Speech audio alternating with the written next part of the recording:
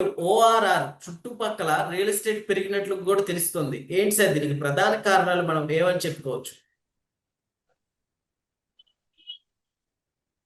ORR triple RR నేను ఒక formula చెప్పాను మీకు అంతకుముందు. జీ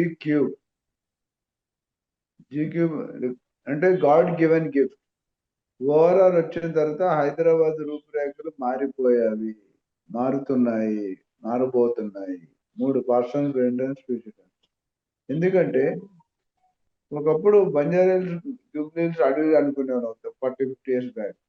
తర్వాత కుక్కడపల్లి అడవి అనుకున్నాం, తెల్లాపూర్ అడవి అనుకున్నాం, శంకరపల్లి, మూగిరి అడవి అనుకున్నాం. అన్ని అడవులన్నీ పోయి గ్రీన్ జంగల్ నుండి కాంక్రీట్ జంగల్ కి వస్తున్నాం మనం. అంటే దీన్ని బట్టి ఒకటి పాపులేషన్ పెరుగుతుంది. భారతదేశంలోనే కాదు, యావత్ ప్రపంచంలో ఎప్పటికీ పెరిగేది పాపులేషన్, ఎప్పటికీ పెరిగేది భూమి. చెప్పారు. సో భూమి దాని జనాలు డే బై డే, సంవత్సరం పెరుగుతుంది. దశాబ్దం ఒక 50 అంటే 5 దశాబ్దాల ముందు చూసుకుంటే మన పాపులేషన్ ఎంత ఉందో, ఇప్పుడు మన పాపులేషన్ ఎంత ఉందో మనకు క్లారిటీ ఉంది. అవునా? సో ఇంకోటి, ట్రాఫిక్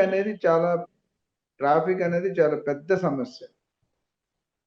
పెట్రోల్ అవ్వడం కానీ, బాడీ టైర్డ్ అవ్వడం కానీ, ట్రాఫిక్ లో పొల్యూషన్ కానీ ఎవరు ఇష్టపడట్లేదు. సో దానికి అనుకూలంగానే ట్రిపుల్ ఆర్ఆర్, ఓఆర్ఆర్ అనేది డిజైన్ చేయబడింది. ఓఆర్ఆర్ చేశాక చాలా వరకు మంది దూరంగా ఉండడానికి ఇష్టపడుతుంది. ఒకటి పొల్యూషన్, రెండోది రాకపోక ఈజీగా ఉంది. గంటకు 100 కిలోమీటర్ స్పీడ్ ఓఆర్ఆర్ ఎక్కుతారు.